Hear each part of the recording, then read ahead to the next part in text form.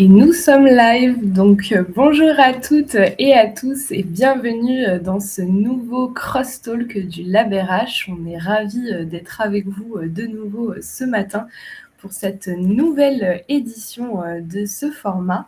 Donc, pour ceux qui ne me connaissent pas, je suis Amélie Duniac et je suis écosystème manager au sein du Lab RH. Et donc, à ce titre, je gère l'animation de la communauté des startups adhérentes RH donc, au sein du Lab et dont les intervenantes aujourd'hui font partie. Voilà, donc on est très contente de vous retrouver toutes les trois pour cette nouvelle session.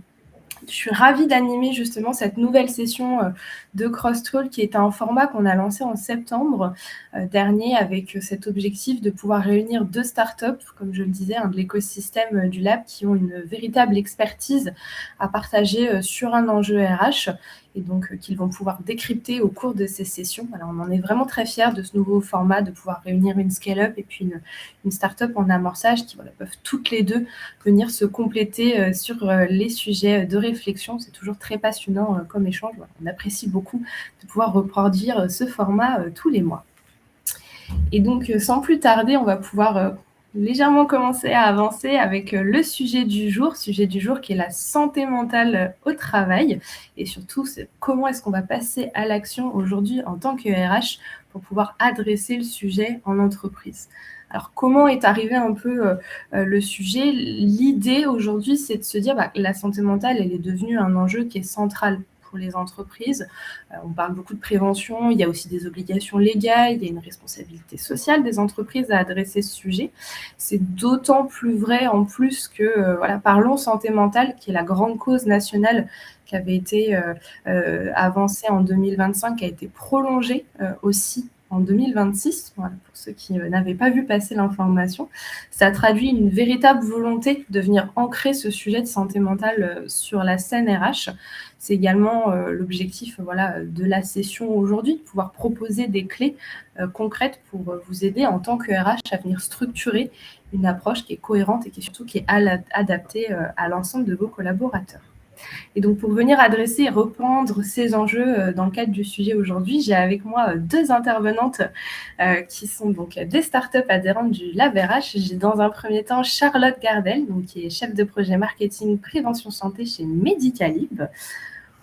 Et donc, Medicalib, qui est une plateforme de prévention santé en entreprise, qui va venir déployer des actions concrètes sur le terrain pour détecter des situations à risque avant qu'elles ne deviennent des arrêts de travail. Et donc, bonjour Charlotte. Bonjour Amélie, bonjour Emmanuel, et puis bonjour à tous. Ravie d'être avec vous aujourd'hui pour parler de ce sujet aussi important qu'est la santé mentale. Merci. Et je suis donc également avec Emmanuelle Rousseau, qui est directrice d'établissement chez Mood House, qui est aussi adhérent du Lab et qui propose des séjours immersifs hors mur qui sont fondés sur les sciences du stress et la psychologie du travail également, pour permettre aux collaborateurs en surcharge de venir récupérer durablement avant l'étape du burn-out. Bonjour Emmanuelle. Bonjour Amélie, ravie également d'être présente. Bonjour Charlotte. Eh bien, écoutez, merci à toutes les deux d'être présentes ce matin avec nous. Alors, on va pouvoir aborder beaucoup de choses dans cette nouvelle session de Crosstalk. Donc, rapidement, avant de pouvoir rentrer dans le vif du sujet pour comprendre un peu le déroulé de la session, l'ambition aujourd'hui, c'est de proposer un éclairage sur la thématique et aussi des méthodes et des outils qui sont concrets. Donc, ça va se passer en plusieurs tours avec un premier qui va permettre de pouvoir comprendre le sujet. En quoi est-ce qu'aujourd'hui, c'est un enjeu en entreprise ? Un deuxième qui va venir rendre concret ce sujet avec plutôt du cas d'usage et des bonnes pratiques dont on espère vous pourrez vous inspirer. Et un troisième qui viendra conclure pour pouvoir passer à l'action avec une vraie étape d'outillage pour se lancer dans une démarche de santé mentale dès demain. Et bien évidemment, on retrouvera un temps de questions-réponses et une petite conclusion à la fin du webinaire.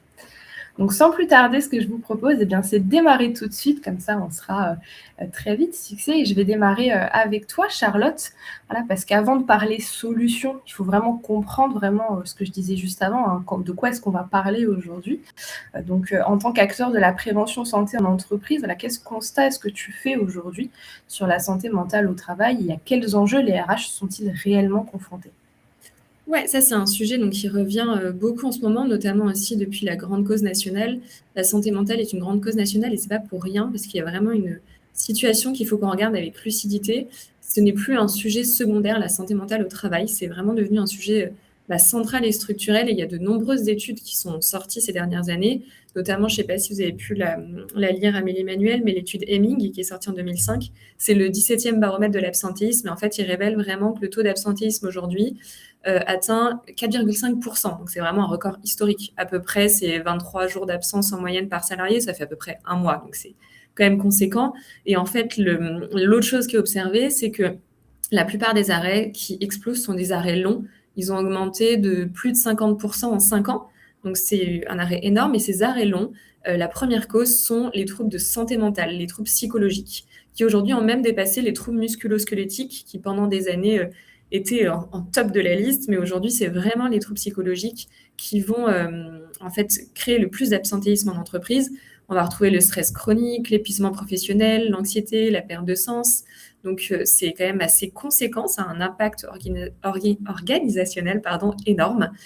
Et il y a une étude complémentaire qui a été réalisée cette fois par Ipsos sur l'état psychologique des salariés français, qui montre bien qu'il y a plus d'un salarié sur deux qui présente des symptômes qui va mêler stress chronique, fatigue émotionnelle, épuisement. Ça va jusqu'à la dépression. On a quand même 32% des salariés qui sont à risque de développer un burn-out, donc c'est énorme. Il y a déjà 12% qui sont en burn-out sévère. Donc vraiment, ça concerne des millions de Français.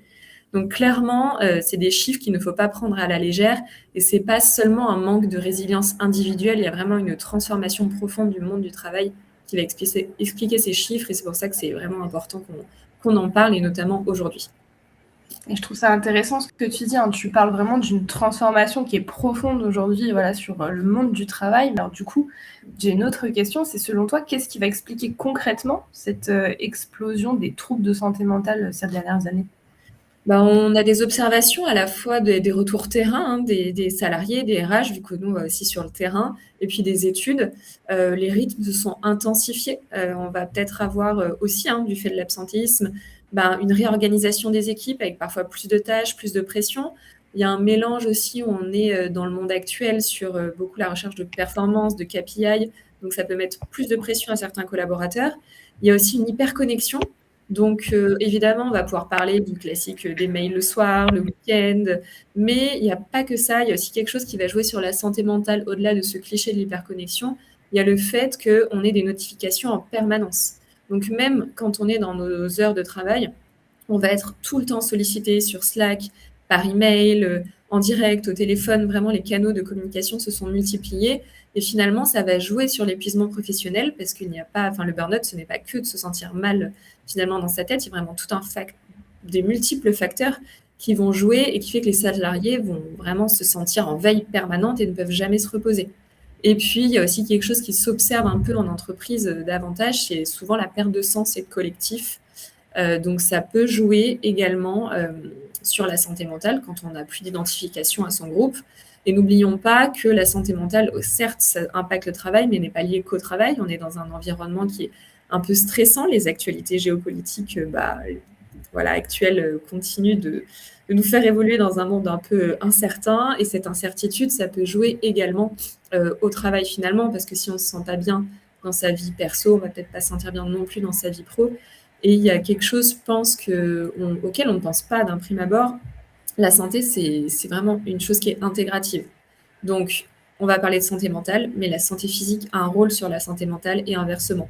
C'est vraiment l'un nourrit l'autre, et le stress chronique va avoir augmenter les risques de maladies cardiovasculaires, comme les risques cardiovasculaires vont en fait augmenter les risques de stress chronique, parce qu'il y a vraiment un cercle vicieux qui s'installe. Et on voit aujourd'hui qu'il y a quand même un quart des Français qui est concerné par une maladie chronique. Donc, ça peut vraiment créer un impact aussi sur la santé mentale qui est majeur. Et parfois, c'est compliqué en entreprise de détecter ces signaux. Et au final, ça s'inscrit tout de suite pour les RH par de l'absentéisme. Mais c'est parce que ce sont des signaux qui ne sont pas évidents à détecter. Le fait qu'un salarié s'isole, devienne irritable, une baisse de performance, on ne sait pas forcément d'où ça vient. C'est parfois interprété comme un manque d'engagement. Et puis, les managers, ils ont également leurs propres difficultés à gérer. Donc, ce n'est pas toujours évident de repérer cela chez les collaborateurs. Donc, il y a déjà ce constat qui est difficile. Et puis aussi le fait qu'aujourd'hui, on en parle beaucoup. Donc déjà, c'est très bien parce que ça lève les tabous. Mais du coup, il y a un développement de dispositifs un peu partout qui ne sont pas forcément uniformes et on ne sait pas vers où s'adresser. Enfin, il n'y a pas d'articulation claire. Les collaborateurs ne vont pas savoir vers qui se tourner, à quel moment. Donc, l'idée, c'est vraiment de replacer tout ça dans un contexte plus large où, oui, il y a une cause nationale, mais donc c'est pour ça que ce n'est pas anodin. Et il faut essayer de restructurer, d'avoir une réponse qui soit plus claire et pour les entreprises et pour les collaborateurs en tant qu'individus pour répondre à cet enjeu collectif. Écoute, merci Charlotte pour ces premiers insights qui sont très intéressants, qui posent bien le cadre avec des chiffres aussi. C'est vraiment très, très impactant. Et justement, je trouve que le tableau que tu nous as dressé là soulève une vraie question. Hein. C'est si les entreprises aujourd'hui, elles ont conscience du problème, les chiffres le montrent aujourd'hui, pourquoi est-ce que les résultats, ils ne suivent pas? Et là, en l'occurrence, c'est vers toi, Emmanuel, que je vais me tourner cette fois-ci. Voilà, tu accompagnes des entreprises directement sur le terrain. Est-ce que tu observes, toi aussi, ce décalage entre dispositifs mis en place et réalités vécues par les salariés? Ah oui, on peut considérer que les risques psychosociaux sont traités aujourd'hui en entreprise, mais on constate que des outils existent, mais que les résultats restent parfois limités. Donc, les entreprises ont beaucoup investi ces dernières années. Hein. On trouve des formations QVCT, des audits, RPS, des baromètres sociaux, des cellules d'écoute, parfois des dispositifs numériques aussi. Alors, sur le papier, l'arsenal paraît complet, et pourtant, sur les terrains, eh ben, les signaux restent préoccupants. Hein. On garde de la fatigue chronique, des fois du désengagement, de l'anxiété, des arrêts longs, des rechutes, comme l'a exprimé Charlotte tout à l'heure avec les chiffres. Ce décalage peut s'expliquer par plusieurs facteurs. D'abord, beaucoup de dispositifs sont ponctuels. Ils informent, ils sensibilisent, ils mesurent, mais finalement, quelquefois, ils ne transforment pas. Ensuite, la prévention est très souvent pensée sous un angle organisationnel, intellectuel. On va travailler autour de process, de management, hein, de charge de travail, de communication. C'est nécessaire, mais ça n'est pas forcément suffisant. Et ce que nous observons, c'est qu'un grand nombre de salariés ne sont pas forcément malades au sens médical du terme, mais ils ne vont pas bien pour autant. Alors, tu évoques à l'instant justement des salariés qui ne sont pas malades, mais qui ne vont pas bien pour autant. Je trouve très intéressant cette phrase. Comment est-ce que tu caractériserais du coup cet état qui semble être un entre-deux, et pourquoi est-ce que c'est si difficile à adresser aujourd'hui avec les outils qui existent? Alors, ces salariés, ils présentent des signes très concrets. Hein. On en a déjà parlé, troubles du sommeil, anxiété persistante, perte de concentration, hypervigilance, fatigue. Ce sont les manifestations d'un système nerveux saturé. Or, le stress, c'est un phénomène physiologique. Tant que le corps reste en mode alerte, aucune régulation durable n'est possible. Et on peut comprendre ce qui se passe, avoir les bons concepts, hein, bien théoriser ce qu'est le stress, mais on peut rester physiologiquement bloqué. Donc l'enjeu pour l'entreprise est donc clair. Si cette phase intermédiaire entre la théorie, on va dire, et le ressenti, et du coup l'action possible n'est pas prise en compte, eh bien, le risque de chute est élevé. Et cela a des conséquences humaines, organisationnelles et économiques, on en a parlé, importantes. Il ne s'agit plus seulement de prévenir ou de détecter, mais de permettre une véritable récupération pour que les salariés puissent rester épanouis. Merci Emmanuel pour cette première partie aussi d'intervention. Je trouve ça très intéressant ce que tu dis, et ça fait totalement le lien avec ce que Charlotte disait juste avant.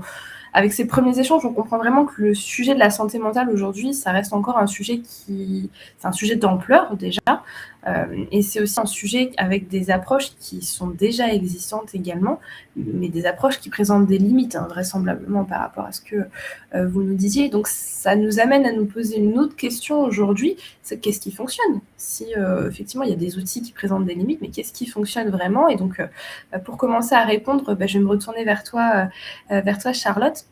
Avec ton expérience, est-ce que tu pourrais nous dire concrètement comment ça se déroule une action de prévention santé mentale en entreprise? À quelle forme ça pourrait prendre et surtout quels sont les résultats qu'on peut attendre de ces actions? Oui. Concrètement, on pense, et la littérature scientifique pense, donc ce n'est pas juste médical, mais vraiment qu'une action de prévention santé mentale, pour que ça soit efficace, ça ne doit pas être une conférence qui est un peu théorique et descendante. Il ne faut pas que ce soit une action isolée. Donc c'est vrai qu'on voit que les entreprises investissent beaucoup, comme disait Emmanuel, mais parfois c'est mal structuré. L'idée, c'est vraiment d'aller sur 3 niveaux qui sont complémentaires. Donc vous pouvez passer dans un premier temps par la sensibilisation collective. Donc là, l'enjeu, il est assez simple, c'est vraiment déjà, premièrement, de lever le tabou. parce que c'est pas forcément évident de parler santé mentale en entreprise. On peut avoir peur que les collaborateurs ne participent pas ou que nous-mêmes, on n'est pas à l'aise pour apporter le sujet en entreprise en tant que RH. Mais il y a beaucoup de solutions possibles. Ça peut être des conférences, des webinaires sur la prévention des risques psychosociaux. Nous, on a aussi développé un stand pop-up qui va être installé sur site, donc souvent dans un endroit de passage stratégique.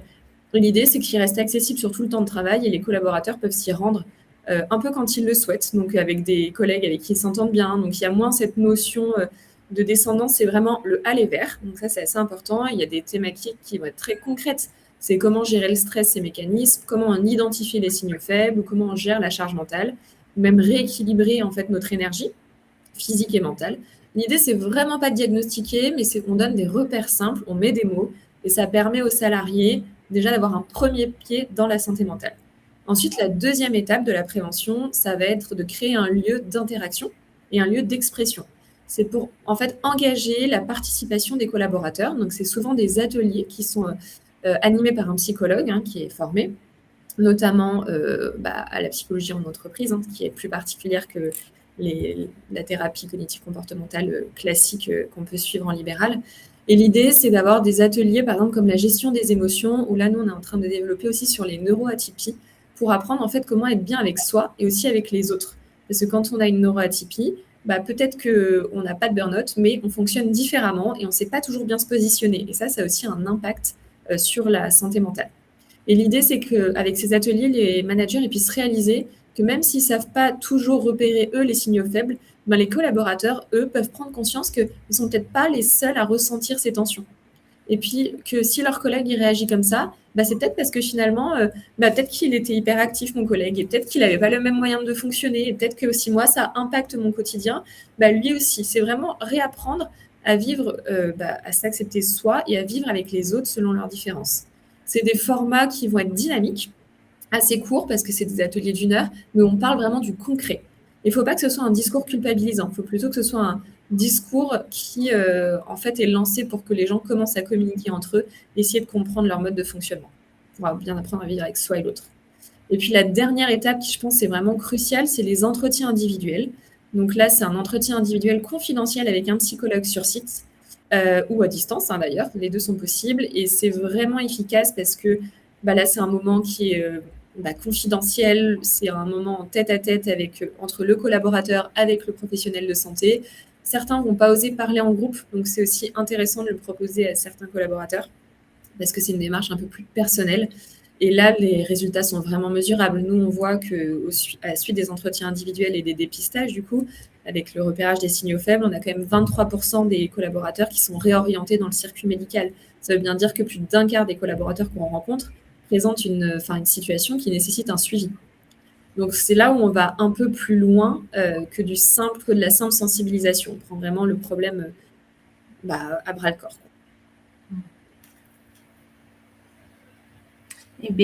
Écoute, merci Charlotte, je trouve ça très intéressant aussi ce que tu nous as dit. Ce que tu décris, c'est vraiment plutôt une approche qui se présente en entonnoir, si je puis dire. On parle vraiment d'une sensibilisation qui est collective à l'origine et on va vers des actions qui sont plutôt de l'accompagnement individuel avec cette réorientation qui est si nécessaire vers un parcours plus médical. Et je trouve ça intéressant, surtout en faisant le lien avec ce que tu m'expliquais, Emmanuel, quand on a préparé l'échange aujourd'hui. Tu m'avais partagé une autre approche, celle du séjour immersif, qui avait plutôt vocation, elle, d'intervenir en amont de la rupture. Est-ce que tu pourrais peut-être nous partager concrètement à quoi ça ressemble ? Oui, tout à fait. Alors, juste pour resituer, en effet, on l'a déjà dit, mais dans des environnements à forte intensité décisionnelle, la charge elle ne se manifeste pas immédiatement par un effondrement. Donc, en effet, précocement, elle s'installe progressivement. Le niveau d'exigence reste élevé, la performance continue, mais les ressources physiologiques diminuent. Donc, on l'a dit, avec des sommeils plus légers, des récupérations incomplètes, une natation fragmentée, une tension qui peut persister. Et donc, pour nous, l'enjeu n'est pas de réparer, mais de rééquilibrer avant la rupture. Et ce qui fait la différence pour nous, c'est l'extraction temporaire de l'environnement, d'où le séjour en immersion. On ne retrouve pas durablement ces capacités dans le même contexte quand on est en urgence permanente. sortir du cadre habituel, même brièvement, permet de réduire les sollicitations continues et de remettre le système nerveux dans un rythme compatible avec la récupération. Notre approche est volontairement psychocorporelle et pluridisciplinaire. On agit sur le corps, le mental et les habitudes de fonctionnement. On ne parle pas seulement de gestion du stress, mais on comprend les mécanismes du stress et tous les mécanismes qui se jouent, et on ouvre la possibilité d'agir sur ceux-ci. Cette extraction, ce n'est pas un retrait, c'est un outil stratégique, du coup, puisqu'elle crée un temps de recul. On peut travailler sur des clés de compréhension pour, on l'a dit, de la qualité du sommeil. Ça peut être la respiration, la régulation respiratoire, le mouvement, la remise en mouvement, les rythmes biologiques, tout simplement. En fait, ce sont des bases physiologiques, puisque sans elles, le salarié, il est centré sur de la compensation. C'est là qu'on peut voir, du coup, des fois, la limite des actions purement théoriques, comme l'a dit Charlotte. C'est-à-dire que les interventions trop courtes, qui restent dans le champ cognitif, comme comprendre le stress, par exemple, ça ne suffit pas à le réguler. Pour pouvoir entrer en action, il faut intégrer les pratiques concrètes, les expérimenter dans un cadre qui permet réellement la récupération. Donc, nous avons conçu une approche globale de prévention structurée autour de 3 grands axes complémentaires. Le point de départ, c'est la compréhension des bases physiologiques. On en a parlé, le sommeil, la respiration, le rythme, les énergies. Cela est réalisé par un programme encadré par des professionnels spécialisés. Donc, on a toute une équipe. Grâce à une alternance, en fait, de temps plus d'information et de temps d'expérimentation. Donc, on intègre le corps dans ce programme. Et tout ça pour permettre une baisse directement de la stimulation du système nerveux. Ensuite, une fois ces fondations stabilisées, on va accompagner les personnes vers un retour dans la clarté mentale, si je puis dire, selon des thématiques abordées en atelier et partagées en collectif.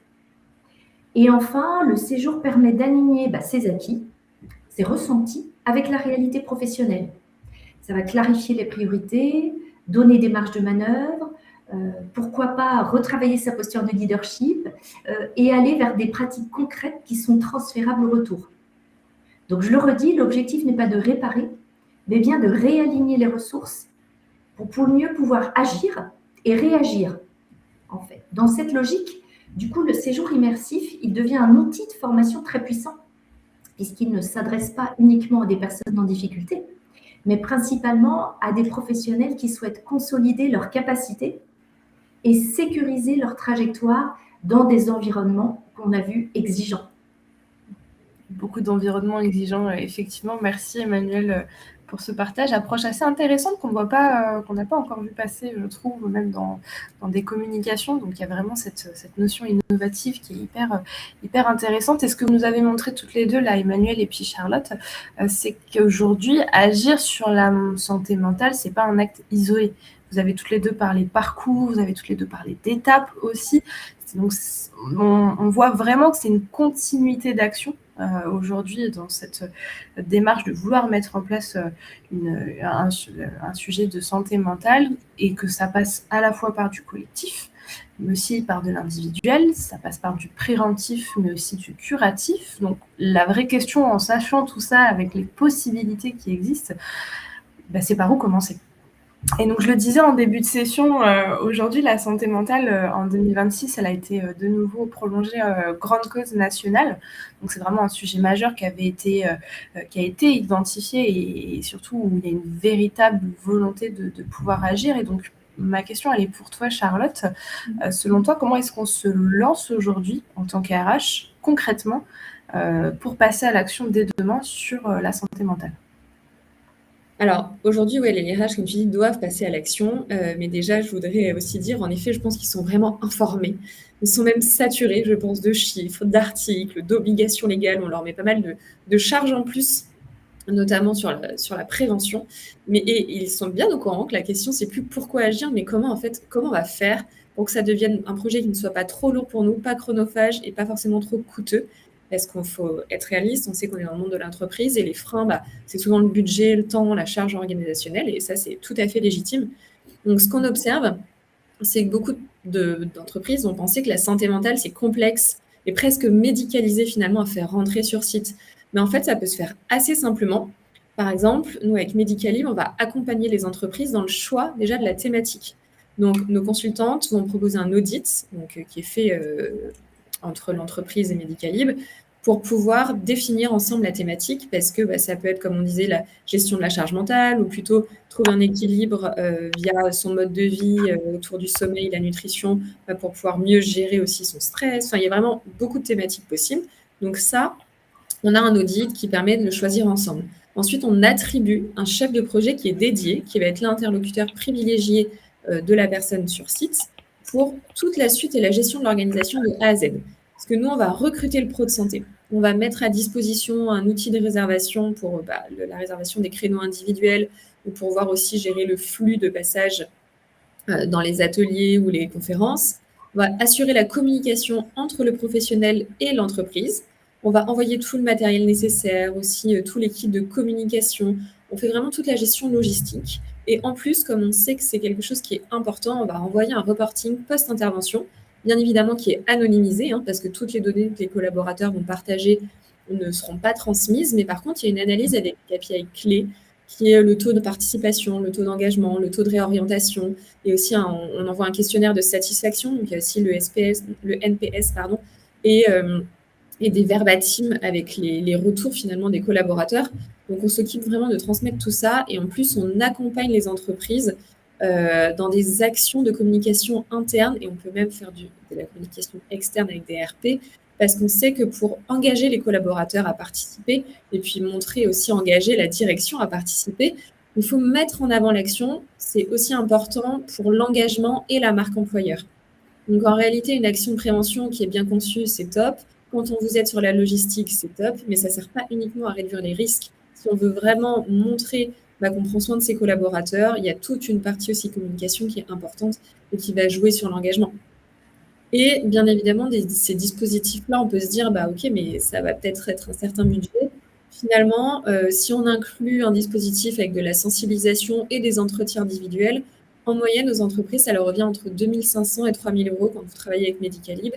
Et c'est quelque chose qui est assez vite rentable, parce qu'on sait qu'on est entreprise, il faut parler rentabilité, parce qu'aujourd'hui, un salarié absent, c'est à peu près en moyenne 4 000 euros estimés de pertes par an, par salarié. Donc, on fait déjà un ROI qui est presque à 1,5 ou 2 sur des actions de prévention. Donc, bien sûr, c'est un ordre de grandeur, mais on voit beaucoup d'entreprises qui vont investir dans finalement d'autres actions événementielles en interne, ponctuelles, et qui finalement n'ont pas d'impact structurant pour la santé. Alors que là, cette action de prévention, ça va vraiment lever 3 leviers que je vois. C'est vraiment l'engagement, parce que c'est perçu comme un signal fort pour les collaborateurs. Il y a aussi la satisfaction. Les taux de satisfaction sont quand même au-delà de 80% après les expériences qu'on a en entreprise. Les collaborateurs vont vraiment se sentir écoutés, pris en compte. Et puis, il y a le troisième levier, bien sûr, qui est la prévention réelle santé. Il y a des situations qui sont détectées, il y a des réorientations. Donc, c'est vraiment quelque chose qui va avoir un réel impact. Donc, les RH n'ont pas toujours le temps de gérer 5 prestataires différents. Il faut vraiment privilégier le clé en main parce que ça peut être un réel levier stratégique. Super, écoute, merci Charlotte, je trouve ça intéressant ce que tu décris là avec cette première partie en tout cas de réponse, de comment est-ce qu'on passe à l'action dès demain. C'est une belle entrée en matière aujourd'hui, même pour les RH qui souhaitent mettre ça en place. C'est quelque chose qui se traduit comme étant assez simple, accessible et surtout lisible pour les collaborateurs. Et je pense que ça répond déjà à un vrai premier besoin qu'on peut avoir aujourd'hui. Mais on a constaté, on en parlait juste avant aussi, qu'il y a d'autres situations. Il y a des situations où en fait le salarié il est déjà au bord de la rupture. C'est ce que tu nous expliquais, Emmanuel, tout à l'heure. Et là, la question, elle n'est plus réellement de sensibiliser finalement, puisqu'il est déjà au bord de cette rupture. Alors Emmanuel, comment est-ce que les RH peuvent identifier ce moment justement et comment est-ce qu'on agit spécifiquement pour ce temps-là ? Pour les RH, la première difficulté, c'est vrai, ça reste souvent le bon moment pour agir. Il existe en effet une zone intermédiaire entre le soin médical, le retour à la normale, dans laquelle beaucoup de salariés basculent ou peuvent basculer vers l'épuisement. C'est précisément en fait dans cette zone, en effet, que l'action est la plus utile, mais aussi en effet la plus délicate. Parce qu'un salarié, en fait, au bord de la rupture, il a besoin de récupérer. Et reconnaître cela, déjà, ça permet de sortir d'une logique un peu de performance ou de correction pour entrer vraiment dans une logique de prévention. Donc la démarche, elle doit être structurée, sécurisante, proposer un dispositif hors les murs, non médical, mais fondé sur des protocoles scientifiques autour de la psychologie du travail, est une bonne démarche. L'extraction de l'environnement professionnel et personnel en est le point clé. Donc un levier également souvent sous-estimé, c'est la formation des RH et des managers, qui sont des professionnels eux-mêmes à fort risque. Et avec cette approche psychocorporelle qui intègre le corps, les rythmes et la coupure avec l'environnement habituel, eh bien, les RH et les managers vivent eux-mêmes l'expérience en formation. Ils comprennent concrètement ce qui se joue puisqu'ils l'expérimentent et souvent, cela change leur regard sur la fatigue mentale et les besoins réels des personnes. Et cette démarche, elle a aussi un effet très important parce qu'elle déstigmatise le lieu et les séjours. Je trouve ça très intéressant ce que tu dis aujourd'hui. Tu mentionnes vraiment que venir former les RH et les managers à cette approche, c'est justement changer leur regard et venir, tu l'as dit, déstigmatiser le dispositif. Est-ce que c'est un premier pas que tu recommandes à une entreprise qui voudrait se lancer ? Alors oui, pourquoi pas ? Parce que quand un salarié sait que ses managers ou ses interlocuteurs RH, l'entreprise, sont déjà venus se former, le séjour n'est plus perçu comme un dispositif réservé aux personnes en difficulté, mais comme un outil en fait partagé, légitime et inscrit dans la culture de l'entreprise. Donc la communication devient alors plus simple. On ne parle plus de fragilité individuelle, mais de récupération, de consolidation, de durabilité des parcours professionnels, d'un véritable accompagnement. Le discours est mieux accepté, l'adhésion est finalement plus forte et le recours au dispositif peut se faire plus tôt. Et enfin, lorsqu'un manager ou DRH a pu comprendre et ressentir lui-même les signaux faibles, il est plus à même de les identifier chez ses collaborateurs et de les accompagner plus précocement. Écoute, merci Emmanuel, je trouve ça hyper intéressant pour venir boucler la boucle, ce que tu viens de nous expliquer avec les différentes possibilités. Je vous remercie aussi toutes les deux, parce qu'on est arrivé sur la fin de la partie très passage à l'action sur ce cross-talk-là. Donc, on est notamment arrivé aussi au temps de questions-réponses. Donc là, je m'adresse à vous qui nous regardez aujourd'hui. Donc, si vous avez des questions à poser à nos deux intervenantes, donc à Charlotte et à Emmanuel, n'hésitez pas à venir les poser dans le chat. Voilà, si ce n'est pas encore fait, profitez-en, c'est maintenant et on va pouvoir, dans quelques minutes, pouvoir les soumettre à Charlotte et Emmanuel qui y répondront, en tout cas avec plaisir. Et le temps que ces questions nous arrivent, je vous propose, Charlotte et Emmanuel, en une petite minute, très rapidement, s'il y avait une dernière question qui va être la même pour vous deux. Voilà, si vous deviez donner un conseil aux RH en une minute aujourd'hui qui veulent se lancer sur la santé mentale, quel serait-il ? Charlotte, je te propose de commencer. Okay. En une minute, on tente. Je dirais que la prévention en entreprise, que ce soit la santé mentale d'ailleurs ou la prévention de santé de manière générale, c'est passer d'un must to have à un need to have en quelques années. On suit vraiment des KPI sur l'engagement, le turnover, l'absentéisme. Au final, est-ce que vraiment les entreprises aujourd'hui ont des indicateurs clairs sur la prévention santé ? Si c'est réellement stratégique, il faut que ça devienne un pilier. De toute façon, il suffit aussi de regarder les faits. Nous, on voit bien nos entreprises qui font ces actions. Elles ont un taux de récurrence de 60% chez nous. Ça veut dire que 6 entreprises sur 10 vont renouveler une action de prévention. Donc, on voit vraiment l'impact, finalement, et la mobilisation importante que ça a auprès des équipes. On voit que quand on met en place des rendez-vous pour les collaborateurs, que la prévention, elle vient à eux directement, que les premiers leviers, les premiers freins sont levés, comme le manque de temps ou le manque d'accessibilité. On voit que ça marche et que, en fait, tout simplement, il faut commencer par une première action, il faut se lancer et c'est pas grave si vous ne commencez pas par un grand programme sur 3 ans. On ne veut pas culpabiliser, par contre, on vous encourage et on vous accompagne à lancer une action qui est structurée et bien cadrée et vous allez tout de suite voir les réactions positives des collaborateurs et c'est souvent ce retour terrain qui convainc définitivement et qui vous permet après d'engager des actions sur le plus long terme. Je trouve ça intéressant ce que tu dis encore une fois. Tout est intéressant de toute façon, mais c'est vraiment de se lancer pour démarrer et ensuite pouvoir effectivement avancer et structurer s'il y a besoin de monter à l'échelle au fur et à mesure en fonction aussi de la taille des entreprises. C'est important de prendre ça en compte. Et alors, quel serait ton conseil à toi, Emmanuel? Alors, mon conseil au RH, il serait simple également, c'est de vraiment prendre en compte et au sérieux la récupération. L'importance de la récupération. Je ne sais pas si on l'évalue suffisamment, mais la prévention, en effet, elle existe. Elle consiste pas seulement à informer, on l'a dit, mesurer, former aussi, mais à créer vraiment des conditions réelles pour que les personnes puissent acquérir des outils, en fait, pour s'inscrire dans un fonctionnement qui va être durable pour eux et donc qui va leur permettre de gérer leurs ressources en fonction des besoins pro, on va dire, de ce que ça demande, ce que ça engendre, pour vraiment être dans une récupération possible. Et donc, plus on agit tôt, dans des dispositifs clairs, non stigmatisants et pour nous hors de l'environnement, en tout cas, et bien plus on sécurise les parcours professionnels et on évite les ruptures. Merci Manuel pour ce dernier conseil. Alors on a quelques commentaires, alors des premiers qui ne sont pas forcément des questions, mais qui sont voilà, un peu des réactions sur ce que vous avez pu dire au début, en tout cas tout le long du webinaire, que la transformation déjà elle est clé pour produire des résultats durables. C'est Otalia qui nous a fait ce commentaire. On a aussi Marianne qui a trouvé intéressant, c'est la diversité des leviers et de justement avoir cette nécessité, vous l'avez mentionné toutes les deux à différents moments, d'avoir une boussole qui puisse aider les RH à s'orienter, autant aussi que les collaborateurs, savoir où s'orienter dans l'entreprise, vers qui s'adresser. Et on a Hélène qui nous pose une question, effectivement. Donc, bonjour Hélène, merci pour la question. Et elle vous demande si est-ce que vous avez des arguments clés pour amener les RH, pour amener RH et managers à vivre l'expérience des démarches que vous avez présentées. Alors, qui veut répondre à la question? Comme tu veux, Emmanuel. Alors, je me permets, du coup? Oui. Vas-y. Voilà, alors évidemment, on ne va pas rebalayer toutes les obligations réglementaires parce que ça, évidemment, comme tu l'as dit Charlotte, les RH n'en savent que trop. Ils sont saturés de toutes ces informations. Donc, les clés qui pourraient les amener à être dans...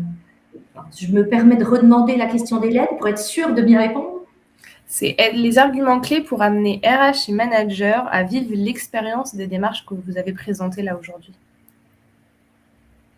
Eh bien, j'ai envie de dire que la meilleure clé, c'est de leur dire de vivre l'expérience eux-mêmes. Je ne sais pas, ce que propose Medicalib. Nous, chez Woodhouse, on propose des invitations aux entreprises, aux RH qui le souhaitent, à venir vivre sur une après-midi, une matinée, un temps donné, au moins le concept. Et pourquoi pas, en général, on le fait quand il y a le temps, évidemment, on s'adapte, de pouvoir également vivre une petite expérimentation tout de suite on va dire, de déconnexion ou de ressources, on va dire, de se réaligner sur certaines choses. Évidemment, c'est en fonction du thème et de ce pourquoi les personnes sont là ou ont des questions. Donc, en fait, en effet, vivre l'expérience, vraiment, ça n'a pas de prix, mais c'est pareil dans tout plein de types d'activités. Et donc, ma clé serait de réellement oser passer le pas de vivre cette expérience. Et pour rebondir sur ce que dit Emmanuel, en effet, déjà, il y a deux arguments. Il y a le premier de vivre l'expérience, et ça, je pense aussi que ça va passer, comme je le disais tout à l'heure, sur un levier qui est la communication interne. Ça, c'est pour engager finalement les managers à participer. Je sais que nous, on avait créé des interviews, des vidéos teasers et des interviews des intervenants qui étaient distribués en amont de l'action de l'intervention, où c'était vraiment le Fast and Furious de la psychologie pour savoir pourquoi vous pouvez participer, pourquoi vous devez participer, et ça va être sympa de parler de la santé mentale. Donc ça, c'est vraiment des choses, des arguments clés pour mobiliser les managers et pour mobiliser les RH. En fait, il y a énormément d'études qui prouvent vraiment les actions, les faits sous les chiffres qu'on a évoqués en début de séance sur l'impact que ça va avoir de manière positive. Là, il y a une dernière étude qui est sortie en début d'année, le baromètre QVT CT Santé Mentale 2026 d'Ipsos et de Cali Social, qui montre qu'en fait, il y a quand même un regain, un retour positif du nombre de points de santé mentale qui est regagné en entreprise, mais que malgré tout, on ne reste pas au chiffre d'avant Covid parce qu'il y a des actions qui ont été mises en place du fait de la sensibilisation de la grande cause nationale.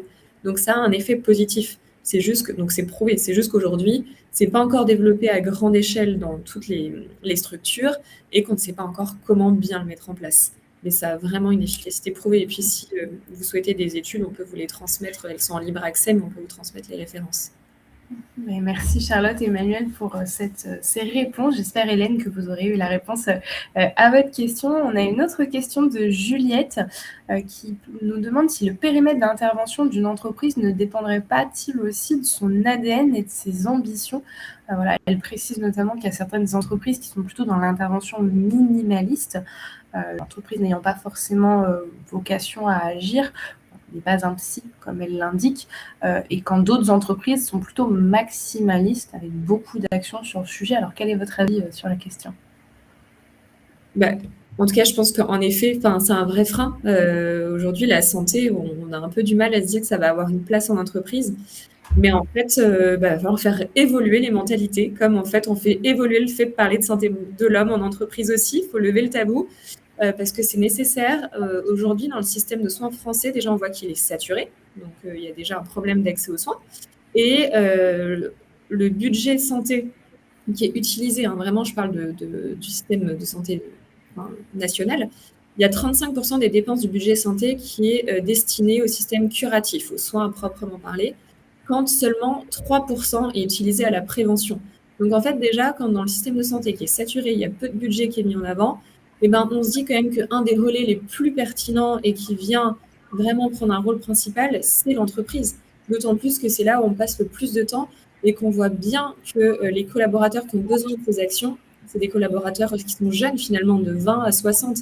Et c'est maintenant qu'il faut faire des actions de prévention pour justement désengager des coûts dans le curatif, parce qu'après ce sera trop tard et on va rester en permanence dans ce système. Okay, bon. Merci Charlotte. Emmanuel, tu as des choses à ajouter ? Les entreprises le savent et ont tout à gagner à faire de la prévention et à être dans quelque chose d'anticipé, on va dire, même ce qui est très constaté, comme l'a dit Charlotte, avec des études qui démontrent qu'en effet, il y a beaucoup de professionnels en souffrance. Et en effet, le juste milieu va être d'oser y aller et c'est pour ça que merci de ce temps d'échange qui permet de faire aussi progresser les mentalités, avancer, cheminer. En effet, il faut y aller, il faut mettre des choses en place pour que justement ça devienne en fait presque du langage commun, que la prévention et en tout cas le côté santé mentale, la prévention des risques psychosociaux soit vraiment quelque chose dans l'ADN pur des entreprises à tous les niveaux. Merci. Alors, on a une autre question qui parle notamment du stress. Donc, c'est Bruxelles qui nous la pose et qui nous explique si on considère que le stress comme faisant partie normale du travail, comment est-ce qu'on peut aller le réguler pour qu'il ne devienne pas un problème de santé mentale, justement. C'est vrai que la barrière peut être à la fois un petit peu fine. Alors, qu'est-ce que vous pourriez apporter comme réponse ? Je me permets. Le stress, c'est quelque chose de naturel, tout simplement. C'est déjà très primaire et instinctif. Donc, il n'y a pas à se dire qu'on ne doit jamais être soumis au stress. Il y a aussi, on l'entend dans le langage courant, le bon stress, le mauvais stress. J'ai envie de dire qu'après, il y a comment on est soi-même face au stress. C'est ça qui est important. Il y a des personnes beaucoup plus stressées que d'autres.